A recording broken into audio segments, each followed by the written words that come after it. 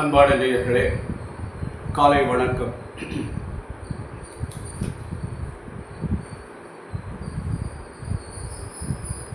பூடியர்கோன் வெப்பொடித்த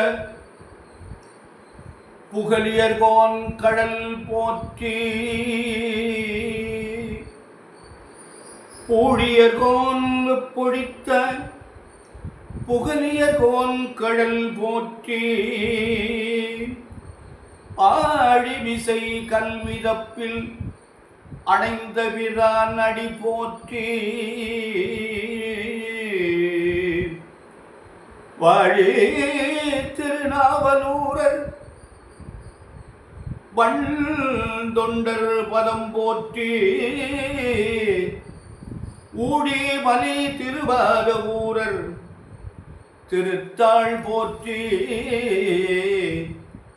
ஊழி மலி திருவாத ஊரர் திருத்தாள் போற்றி.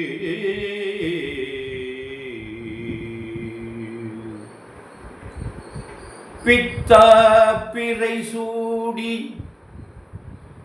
பெருமானே அருளாடா. பித்தா பிறை சூடி பெருமானே அருளாடா. எத்தான் மறவாதே நினைக்கின்றேன் மனத்துன்னை. வைத்தாய் பெண்ணை தென்பால் வெண்ணை நல்லூர் அருட்டுரையுள். அத்தா உனக்கு ஆடாயினேன் இனி அல்லேன் எனலாமே.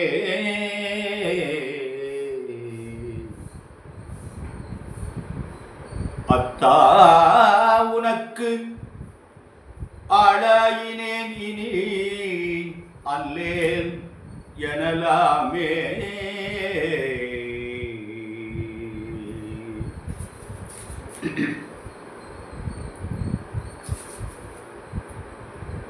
ஈசனடி போற்றி எந்தையடி போற்றி. தேசனடி போற்றி சிவன் சேவடி போற்றி. நேயத்தே நின்ற நிமலனடி போற்றி.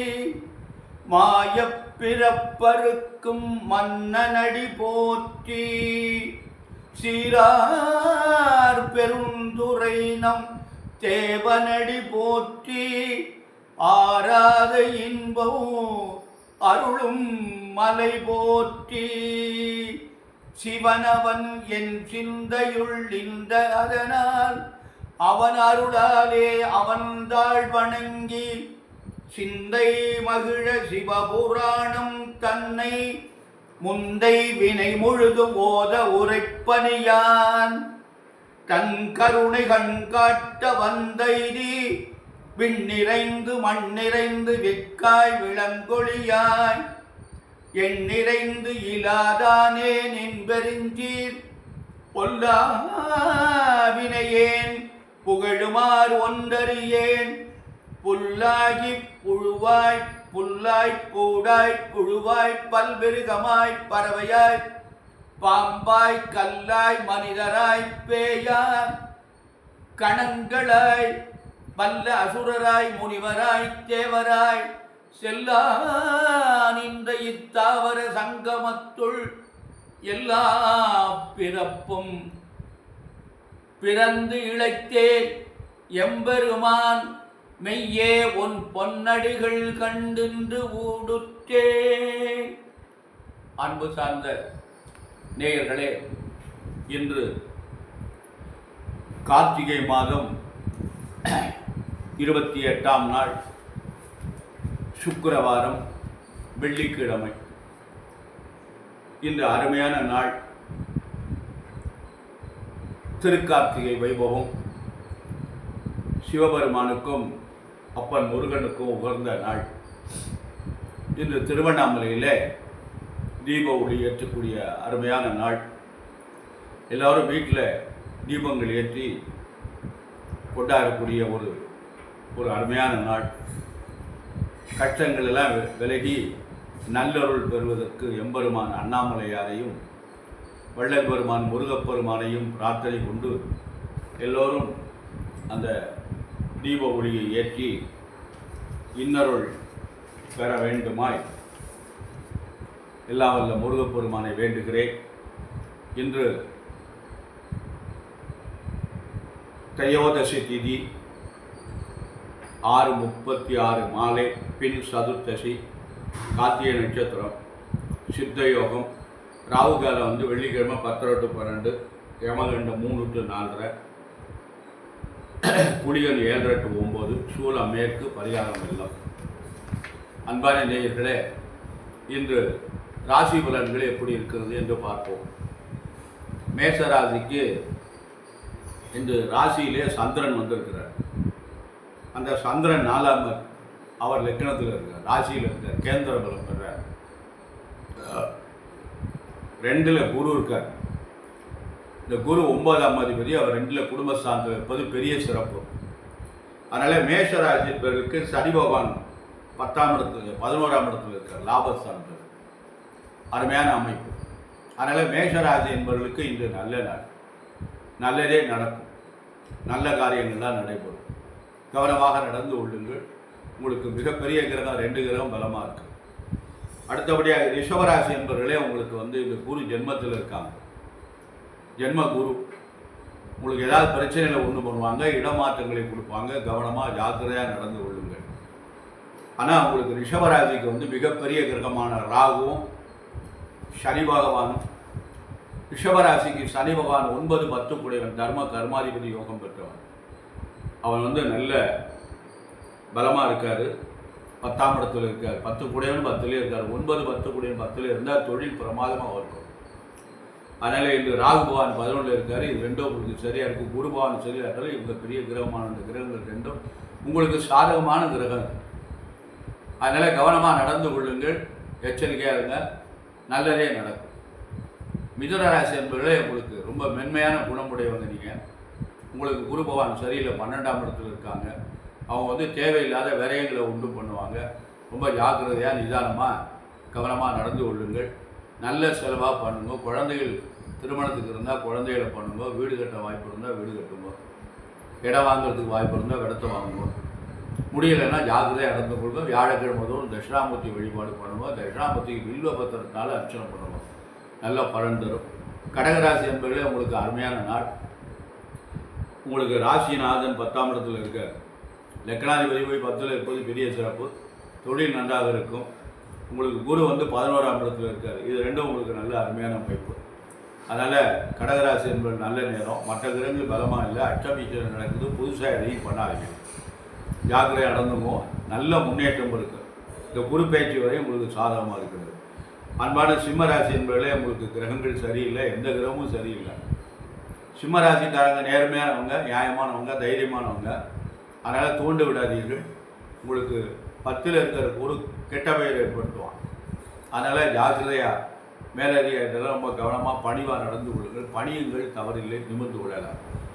அடுத்து கன்னிராசி என்பவர்களே, உங்களுக்கு அருமையான நாள். உங்களுக்கு சனி பகவான் 6ஆம் இடத்துல இருக்கார். உங்களுக்கு 5 பாக்கியத்தை கொடுக்கக்கூடிய சனி பகவான் 6ஆம் இடத்துல இருக்கார். 6ல் சனி நல்லது. 3, 6, 11 பாவக்கிரகங்கள் நன்மை, சனிக்கு நல்லது. அதனால் குரு பகவானும் நல்ல இடத்துல இருக்காங்க, 9ஆம் இடத்துல இருக்காங்க. சனியும் நல்ல இடத்துல இருக்காங்க. அதனால் உங்களுக்கு நல்ல நாள், நல்ல காரியங்களாக நடக்கும். அதாவது திருமணம் ஆகாத குழந்தைகளுக்கு திருமணம் நடக்கும், குழந்தை இல்லாதவர்களுக்கு குழந்தை ஏற்படும், வேலை இல்லாதவர்களுக்கு வேலை ஏற்படும், வெளிநாட்டுக்கு போகிறான்னு போகலாம், வீடு கட்டலாம். இந்த மாதிரி நமக்கு அவங்கவுங்களுக்கு சக்திக்கு உட்பட்டு என்னென்ன காரியங்கள் செய்யலாமோ அதெல்லாம் இன்று செய்யலாம். அதுக்குரிய வாய்ப்பு அருமையாக இருக்குது. அன்பான துளாராசி என்பவர்களே, இந்த துலாம் என்றாலே திராசு. நீங்கள் வந்து திராசு கொண்டு இருப்பீங்க. துலா லக்கணத்தில் பிறந்தவங்க, துலா ராசியில் பிறந்தவங்க நேர்மையாக நியாயமாக திராசு போன்று கரெக்டாக இருப்பீங்க. ஆனால் நேர்மையாக இருக்கிறவங்களுக்கு காலம் வெல்லுமான்னு தெரியல. ஏன்னா காலம் வந்து அந்த மாதிரி ஒரு மோசமான காலமாக இருக்கிறது. அதனால் நம்ம ஜாக்கிரதையாக நடந்து கொள்ளுங்கள். நீங்கள் நேர்மையை மாற்றி உங்கள் பாதையை நீங்கள் மாற்றி கொள்ளாதீங்க.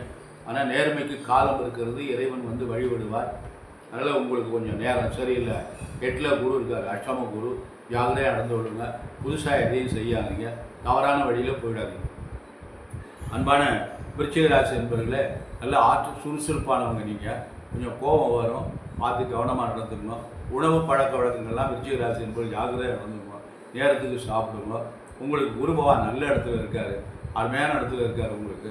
அதனால் இந்த நல்ல நாள், நல்லது நடக்கும், நல்ல காரியங்கள்லாம் நடைபெறும். உங்களுக்கு எல்லா நல்ல காரியங்களும் அவங்கவுங்க வயசுக்கு தக்கபடி எல்லா நல்ல காரியங்களும் இன்று நடைபெறும். ஆகவே உங்களுக்கு நல்ல பலன்களை பெற்று அருள் பெற வேண்டுகிறேன். அடுத்தபடியாக தனுசு ராசி என்பவர்களே, ஆற்றல் மிக்கவங்க. நீங்கள் திறமையானவங்க, உங்கள்கிட்ட எல்லா திறமையும் இருக்கும். தனுசு லக்னம், தனுசு ராசியில் பிறந்தவங்க திறமையானவங்க, ஆற்றல் மிக்கவங்க. ஆனால் இப்போ உங்களுக்கு வந்து குரு பகவான் 6ஆம் இடத்துல இருக்காங்க. அதனால் உடல்நிலை சற்று கவனம் தேவை, ரொம்ப ஜாக்கிரதையாக நடந்து விடுங்க. இந்த குரு பயிற்சி வரையும் சனி பகவான் 3ல் இருக்கார், ராகு பகவான் 4ல் இருக்கார். இது ரெண்டும் மிகப்பெரிய கிரகங்கள். ஆனால் உங்களுக்கு சாதகமான கிரகம் இல்லை, ஆனால் அவர் 2 பேரும் சாதகமான இடத்துல இருக்காங்க. அதனால் அவங்க உங்களுக்கு நல்லதே பண்ணுவாங்க, கெடுதல் பண்ண மாட்டாங்க. அதனால் தனுசு ராசி என்பதிலே ஜாக்கிரதையாக நடந்து கொண்டீங்கன்னா வாழ்க்கையில் முன்னேறிக்கலாம். அதுக்குரிய வாய்ப்புகள் நிறைவாக இருக்கிறது. அடுத்து மகர ராசி என்பவர்களே, ஆழமான மனதுடையவர்கள். நீங்கள் அழுத்தமான மனதுடைய, அனாவசியமாக யாருமே பேச மாட்டீங்க. அதனால் ரொம்ப ஜாக்கிரதையாக நடந்து நல்லது. ரொம்ப அனாவசியமாக யாருமே பேசாமல் இருக்கிறது, யாருடைய எந்த தொடர்பு வச்சுக்காமல் இருக்கிறது நன்மை. தாங்கள் வேலை உண்டு, நீங்கள் ஒன்று இருப்பீர்கள். அது ஒரு நல்ல பழக்கம்தான், உயர்ந்த பழக்கம்தான். அதனால் அந்த பழக்கத்தை மாற்றிக்கொள்ளாதீர்கள். உங்களுக்கு இந்த 7.5 நடந்து கொண்டு இருக்கிறது. அந்த 7.5 சனியுடைய தாக்கம் இருக்கிறது. அது முடிகின்ற நேரம். அதனால் அந்த முடிகின்ற நேரத்தில் ஏதாவது தேவையில்லாத பிரச்சனைகளை உருவாக்கி விட்டுருவார். ஜாக்கிரதையாக நடந்து கொள்ளுங்கள். குரு பகவான் உங்களுக்கு 5ஆம் இடத்தில் இருக்கார், ராகு பகவான் 3ஆம் இடத்தில் இருக்கார். இது ரெண்டும் உங்களுக்கு நல்ல பலன். அதனால் கவனமாக நடந்து கொள்ளுங்கள், நல்லதே நடக்கும். அன்பான கும்பராசி என்பவர்களே, தாமதமான செயல்பாடு உடையவர்கள். நீங்கள் எதையுமே உடனே செய்ய மாட்டீங்க. கும்பலக்கணம், கும்பராசியில் பிறந்தவங்க எந்த காரியத்தையும் சட்டுன்னு செய்ய மாட்டீங்க. கொஞ்சம் உழைப்புக்கிறதுக்கும் யோசிப்பீங்க. கடுமையாக உழைக்க, சோம்பேறித்தனம் அதிகமாக இருக்கும் உங்கள்கிட்ட. அதனால் அந்த சோம்பேறித்தனத்தை வெளிக்கிட்டு நல்லா வாங்க. சோம்பேறி இருந்தீங்கன்னா வாழ்க்கையில், தூங்கி கொண்டே இருந்தீங்கன்னா வாழ்க்கையில் முன்னேற முடியாது. அதனால் அதை தவிர்த்து விட்டு ஆற்றலோடு செயல்படுங்கள், உங்களுக்கு நல்லதே நடக்கும். ஆனால் குருபகவான் உங்களுக்கு சரியில்லை. அதனால் உங்களுக்கு சனி ஜென்மச்சனி நடந்து கொண்டு இருக்கிறது. அதனால் உங்களுக்கு வந்து பார்த்து நிறைவாக கவனமாக நடந்து கொள்ளுங்கள். அன்பான மீன ராசி என்பவர்களே, நீங்கள் வந்து என்ன பண்ணுவீங்கன்னா உங்கள் நோகத்துக்கு தான் நடப்பீங்க. மீன நட்சத்திரத்தில் பிறந்தவங்க, மீன ராசியில் பிறந்தவங்க அவங்கவுங்க நோகத்துக்கு தான் நடப்பாங்க. யார் சொல்கிறதையும் நீங்கள் கேட்க மாட்டீங்க. ஆனால் தவறான வழியில் போக மாட்டீங்க. நிச்சயமாக தவறான பாதையில் போக மாட்டீங்க. ஏன்னா இது தவறு சரி என்று உங்களுக்கே தெரியும். அதனால் தவறான வழியில் போக மாட்டீங்க. அதனால் கெட்டிக்காரங்க, திறமையானவங்க, டெக்னிக்கல் மூலையில் சொல்லுவாங்க அதை. அதனால் அந்த மாதிரி மூளை உள்ளவங்க. அதனால் உங்களுக்கு வந்து 7.5 நடந்து கொண்டு இருக்கிறது. ஜாக்கிரதையாக நடவுங்கள். வயதுக்கு தக்கபடி முதல் சுற்று, 2வது சுற்று, 3வது சுற்றெல்லாம் இருக்குது. அதனால் ரொம்ப கவனமாக ஜாக்கிரதையாக நடக்கும், குழம்பாதீங்க. ஏன்னா லக்னத்தில் ராசியில் ராகு இருக்கிறது. அது என்ன பண்ணுவார்னா உங்களை குழப்பி விடுவார். சட்டுன்னு எந்த முடிவும் எடுக்க விட மாட்டார். அதனால் ஜாக்கிரதையாக நடந்து கொள்ளுங்கள். உங்களுக்கு கிரகங்கள் பலமாக இல்லை. அதனால் ரொம்ப நிதானம் தேவை. மகர ராசி, கும்பராசி, மீனராசி என்பவர்கள் 7.5 தாக்கம் இருக்கிறது. அதனால் சனிக்கிழமை தோறும் விரதம் இருந்து சனி பகவானுக்கு எள்ளு தீபம் ஏற்றி, விளக்கு தீபம் ஏற்றி சனி பகவானுக்கு எள்ளெண்ணம் நைவேத்தியம் செய்து காக்கைக்கு வையுங்கள். வன்னி பாத்திரம் கிடைத்தால் அதனால் அர்ச்சனை பண்ணுங்கள். கோளறு திருப்பதிகம் என்று ஞானசம்பந்த பெருந்தகை இயற்றிய 11 பாடல் இருக்கிறது. அதை வந்து சனிக்கிழமை காலமாக பாராயணம் பண்ணுங்க. நீங்கள் இந்த சனி பகவானுடைய தாக்கத்திலிருந்து விடுபட்டு எல்லா நலன்கள் பெற்று பல்லாண்டு வாழ்வீர்கள். அன்பான நேயர்களே, இன்று வந்து கார்த்திகை பிறநாள். அதாவது திருவண்ணாமலையிலே கார்த்திகை தீபம் ஏற்றக்கூடிய ஒரு அருமையான நாள். நம்ம வீட்டுகள்லையும் சில வீடுகளில் திருவண்ணாமலையில் தீபம் ஏற்றதுக்கப்புறம் தான் நம்ம வீட்டில் தீபம் ஏற்றுவோம். அந்த மாதிரிலாம் சில பழக்கங்கள் இருக்கிறது. அதனால் நீங்கள் அந்தி சாய்ந்த பொழுது தீபம் ஏற்றணும். இந்த தீபம் ஏற்றும்போது பெண்களை எப்படி தீபம் ஏற்ற வேண்டும் என்று சொன்னால், அதுவும் இன்றைக்கு வெள்ளிக்கிழமை வருது. அதனால் பட்டு புடவை கட்டி கொண்டு தீபம் ஏற்றுவோம். இந்த பட்டு புடவை கட்டி கொண்டு நீங்கள் வெள்ளிக்கிழமை தோறுமே எப்பொழுதுமே பெண்கள் தீபம் ஏற்றுகிறது பொழுது பட்டு புடவை கட்டி கொண்டு தீபம் ஏற்றினால் சுக்கிரனுடைய ஆற்றல் உங்களுக்கு கிடைக்கும்.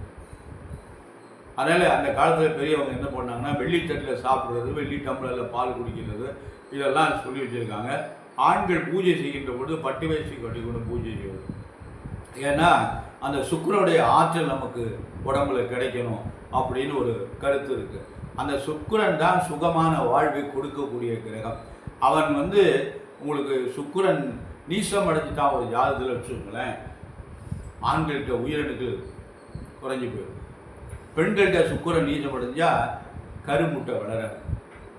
ஏன்னா சுக்கிலம் சுரோனிதம் கலவை குழந்தை. இந்த சுக்கிலமும் சுரோனிதமும் கலந்தால் தான் குழந்தை ஏற்படும். அந்த சுக்கிலத்தையும் உயிரணுக்கள் இருக்கணும், சுரோனிதத்திலையும் உயிரணுக்கள் இருக்கணும், அப்போ தான் குழந்தை ஏற்படும். இல்லைன்னா நம்ம மருத்துவர்கிட்ட போய் பரிசோதனை பண்ணுற போது இது கிராமத்தில் சொல்லுவாங்க, ஆண் மலட்டு பெண் மலட்டுலாம் சொல்கிறாங்க. மலடு என்ற வார்த்தையை தவறு. ஆண்களிடம் பலம் இல்லை, பெண்களிடமும் பலம் இல்லை என்ற ஒரு கருத்து இருக்குது. அதனால் அந்த உயிரணுக்கள் 2 பேர்ட்டையும் கம்மியாக இருக்குது. ரெண்டாவது பெண்கள்கிட்ட வந்து கருமுட்டை வளரும், உடையாது, அமிஞ்சு போயிடும். அப்போ கருமுட்டை வளர்ந்து உடையலைன்னா மாதவிடாய் வராது, மாதவிடாய் வரலைன்னா குழந்தை ஏற்படாது. ஏன்னா மாதவிடாய் வந்தால் தான் கர்ப்பவி சுத்தமாக இருக்கும். அது இல்லைன்னா இதுக்கெல்லாம் காரணம் வந்து இந்த சுக்கிர பகவான் தான். அன்பான நேயர்களே, அதாவது நீங்கள் என்ன பண்ணுறீங்கன்னா பெரியவங்களை கொஞ்சம் ஆலோசனை கலந்துக்கணும். வீட்டில் இருக்கிற பெரியவங்களை அவசியம் அவங்க ஆலோசனை இருக்குன்னா நல்ல யோசனைலாம் சொல்லுவாங்க. அந்த காலத்தில் முதலிடும் போது என்ன பண்ணுவாங்கன்னா, பெரும்பகுதி இந்த பிராமண வீட்டுகளில் அந்த நிகழ்ச்சி நடக்கும், மற்றவங்க வீட்டில் நடக்குதான்னு தெரியல. அந்த முதலிடும் போது சாயந்தரம் சாப்பிடு உண்ட பொழுது மணமகளை விட்டு மணமகனுக்கு பரமாற சொல்லுவாங்க, சாப்பாடு போட்டு சொல்லுவாங்க. அப்படி சாப்பிட்டு முடிஞ்ச உடனே மாமனார் வீட்டிலேருந்து வெள்ளித்தட்டு வெள்ளி டம்ளர்லாம் வாங்கி கொடுப்பாங்க. அந்த வெள்ளித்தட்டை அந்த இலை மேலே வச்சு பால் சாதம் வைத்து பால் ஊற்றி அந்த சாப்பாட்டை மணமகன் சாப்பிடணும். அந்த சாப்பிட மிச்சத்தை மணமகள் சாப்பிடணும். இரவு அந்த பள்ளிகளுக்கு போகும்போது வெள்ளி சொம்பில் பால் அல்லது வெள்ளி டம்ளரில் பால் எடுத்து கொண்டு போய் அதை கணவனுக்கு கொடுக்கணும். இது வழக்கம்.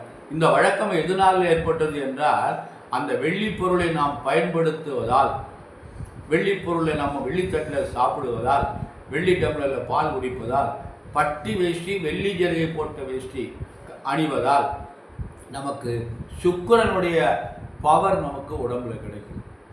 அப்போ இல்லற வாழ்க்கை சிறப்பாக இருக்கும், தாம்பத்தியம் சிறப்பாக இருக்கும், குழந்தை ஏற்படும். அதனால் ஆண்கள் வந்து இப்போ வெள்ளிக்கிழமை ஆற்றுல பூஜை, இல்லத்தில் பூஜை பண்ணுறீங்க அப்படின்னா பட்டு துண்டாவது கட்டி கொண்டு பூஜை பண்ணுங்க. வெட்டி வேஷ்டி யார் கட்டிக்கிறது? இப்போ வேஷ்டியை கட்டுறதில்ல, வேஷ்டி கட்டவே தெரியல. பெரும்பு எல்லாருமே அந்த ஆங்கில ட்ரெஸ் ஆகி போச்சு. நம்ம இந்திய கலாச்சாரம் மறந்து போச்சு நமக்கு. அதனால் பெண்களும் அப்படி தான் பண்ணுறீங்க. ஆனால் தயவு செஞ்சு வெள்ளிக்கிழமை மட்டும் நீங்கள் கண்டிப்பாக காலையிலேயே நீங்கள் சீக்கிரமாக ஸ்நானம் பண்ணிவிட்டு அந்த புடவையை கட்டிட்டு தீபம் ஏற்றிட்டு அப்புறம் உங்கள் வழக்கம் போல் மாற்ற ட்ரெஸ்ஸை பார்த்துக்கலாம். அதனால் வெள்ளிக்கிழமை தோறும் இந்த பட்டு அணிவது, அதுவும் இன்று மாலையில் தீபம் ஏற்றுகின்ற பொழுது கண்டிப்பாக நீங்கள் பட்டுப்புடவை அணிந்து கொண்டு தீபம் ஏற்றிங்கன்னா சுக்கிரனுடைய பவர் உங்களுக்கு நிறைவாக கிடைக்கும். அன்பான நேயர்களே, அதாவது இன்று வந்து உங்களுக்கு ஒரு அருமையான நாள். வீடெங்கும் தீபம் ஏற்றுங்கள். அல்ல, இன்று வந்து கார்த்திகை பொரின்னு சொல்லுவாங்க. அந்த கார்த்திகை பொரின்னா நெல் பொரி, நெல்லை பொரித்து அந்த அந்த பொரியை எடுத்து தான் நம்ம வந்து பாகு செலுத்தி இறைவனுக்கிட்ட. ஆனால் நம்ம இப்போ அது முடியல. அதனால் அவல் பொரி, கார்த்திகை பொரின்னா அது விற்கிறது அவலை பொரியாக அரைத்து கடையில் விற்பாங்க. அதுவும் சிறந்தது தான், அவல் நெல்லிலிருந்து எடுத்தது தானே, அதனால் அதுவும் சிறந்தது தான். இந்த கார்த்திகை பொரியை பாகு செலுத்தி அந்த பாகில் அந்த கார்த்திகை பொரியை கலந்து ஏலக்காயெல்லாம் போட்டு நிச்சயமாக நிறைய அப்பம் வந்து வைப்பாங்க. கார்த்திகைக்கு அப்பம் அல்லது அதிர்ஷ்டம் செய்வாங்க. இதை முருகனுக்கு படைப்பாங்க. முருகனுக்கு பிரியமான பொருள்கள் எல்லாம் படைத்து அந்த தீபத்தை ஏற்றி எல்லோரும் மங்களமாக கொண்டாடி இந்த முருகனுடைய அருளாலே நீங்கள் எல்லா நலன்களும் பெற்று இன்று கண்டிப்பாக நீங்கள் சாயந்தரம் தீபம் ஏற்றுகின்ற பொழுது ஆண்கள் பட்டு வேஷ்டி கட்டி கொள்ளுங்கள், பெண்கள் வந்து பட்டுப்புடவை அணிந்து கொண்டு தீபம் ஏற்றுங்கள். தீபம் ஏற்றி சுக்கிரனுடைய ஆற்றலை நீங்கள் முழுமையாக பெற்று சுகமான வாழ்வு, அதாவது இல் அறம் அல்லது நல்லறம் என்று. இல் அறம் இல்லை என்றால் நல்லறம் இல்லை. இல்லறம் என்பது தர்மம், அறம் என்றால் தர்மம். கணவன் மனைவி சேர்ந்து வாழ்வது என்பது அறம், தர்மம். இது வந்து நம்மெல்லாம் எதுவும் சொல்ல, யாருக்கும் தெரியாது அது எப்படி தோன்றியது. ஒரு ஆணும் பெண்ணும் சேர வேண்டும் என்று யார் சொன்னார்கள்? இயற்கையாகவே அது வந்தது. யாராவது சொல்லி கொடுத்தாங்களா? இல்லை, இயற்கையாகவே காலம் காலமாக அது வந்து ஜீவராசிகள் எல்லாமே, ஆடு மாடு கோழி மனிதன் எல்லாமே, ஈ எறும்பு 8000 ஜாதிகளும் சேர்க்கை என்பது இறைவனுடைய படைப்பு. நல்லா சிந்தித்து பாருங்கள். அந்த இடையினுடைய படைப்பு, அந்த ஆண் பெண் கருக்கள் சேரவில்லை என்றால் எந்த உற்பத்தியும் இல்லை. எதுவுமே உற்பத்தி இல்லாமல் அஸ்தமித்து போய்விடும். ஆகவேதான் இறைவனுடைய படைப்பதெல்லாம் அந்த இறைவன் நாம் அந்த எம்பெருமான் சர்வேசனுடைய ஆற்றல் நம்ம உலகத்தை படைத்தவன். அதுவும் நம்ம கல்ச்சருக்கு பாருங்கள், இந்திய கல்ச்சர் பண்பாடு மிக உயர்ந்த பண்பாடு. இதெல்லாம் எதுக்கு முன்னோர்கள் நமக்கு தந்திருக்கிறார்கள் என்றார். ரொம்ப கஷ்டப்பட்டு இதெல்லாம் ஆராய்ந்து பார்த்து நமக்கு கொடுத்துருக்கின்றார்கள். ஆகவே இந்த ஆஃபீஸுக்கு போகும்போது இப்போ நம்ம வேறு மாதிரி போகிறீங்க, அது காலத்துக்கு தக்கபடி மாற்றிங்க. வீட்டில் இல்லத்தில் இருக்கின்ற பொழுதாவது, இறைவனை பணி செய்கின்ற பொழுதாவது பட்டுப்புடவை அணிந்து கொண்டு அதை வெள்ளி பொருளை கையில் எடுத்துக்கொண்டு அந்த தீபத்தை ஏற்றி வெள்ளி விளக்கு ஏற்றுவது மிகவும் சிறப்பு. அதனால் வெள்ளி குத்து விளக்கு, வெள்ளி அகல் விளக்கு இதெல்லாம் ஏற்றிங்கன்னா ரொம்ப நல்ல பலன். சுக்கிரனுடைய ஆதிக்கம் உங்களுக்கு கிடைக்கும். சுக்கிரனுடைய ஆதிக்கத்தை பெற்று சுகமான வாழ்வு நீங்கள் எல்லோரும், யாருக்குமே இந்த சுகமான வாழ்வு போகக்கூடாது, கிடக்கூடாது. பணம் இருக்கே இல்லை, அது தவறு, அது வேறு கருத்து. பணம் வரும், இன்று வரும், நாளை போகும். இந்த பணம் இன்றைக்கி நம்மகிட்ட தான் இருக்கா, இருக்க மாட்டேங்குது, நாளைக்கு இன்னொருத்திட்ட போய்டும். அது அப்படியே உருண்டு ஓடிக்கிட்டே இருக்கும். அதனால் நம்ம அதை பற்றி சிந்திக்க வேண்டாம். ஆனால் பணம் இல்லை என்றால் யாருமே நம்மளை மதிக்க மாட்டேங்கிறாங்க. பொருள் இல்லாருக்கு இவ்வுலகம் இல்லை, அருள் இல்லாருக்கு அவ்வுலகம் இல்லை என்று பெரியவங்க சொல்லியிருக்காங்க. அதனால் பணத்தையும் சம்பாதிக்க வேண்டும், அருளையும் சம்பாதிங்க. நல்லொழில் பெற்று எல்லோரும் நலமுடன் வாழ எல்லா வல்ல வள்ளல் பெருமான் வள்ளியின் மணாளன் முருகப்பெருமானை பிரார்த்தனை செய்து நிறைவு செய்கிறேன். நன்றி, வணக்கம்.